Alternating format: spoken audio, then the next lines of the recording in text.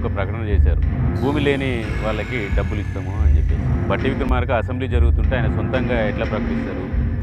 సభ గౌరవం, సభ ఔన్నత్యం మంట కలిపారు. వాళ్ళు సభా నిబంధనల గురించి, ఉల్లంఘన గురించి మాట్లాడుతుంటే దెయ్యాలు వేదాలు ఉన్నాయి.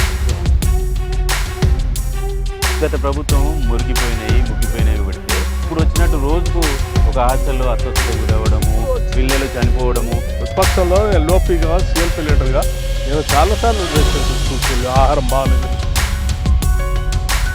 ఈ 6 గ్యారెంటీలకు సంబంధించి మీరు ఎప్పుడూ చెప్తుంటారు ఖజానా అంతా ఖాళీగా ఉంది అని చెప్పి.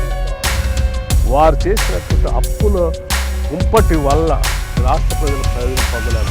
అప్పు చేయడమే తప్పు అని చెప్పే బట్టి విక్రమార్క గత ప్రభుత్వం చేసిన అప్పులు తీర్చడానికి కూడా మళ్ళీ అప్పు చేస్తున్నారు. నువ్వు కట్టినా కట్టకపోయినా రాష్ట్ర ప్రభుత్వానికి వచ్చే ఆదాయ వనరులన్నీ కూడా బ్యాంక్ అకౌంట్కి వచ్చినప్పుడు ఆటోమేటిక్గా ఆర్బీఐ డిడక్ట్ చేసుకొని వెళ్ళిపోతున్నాం.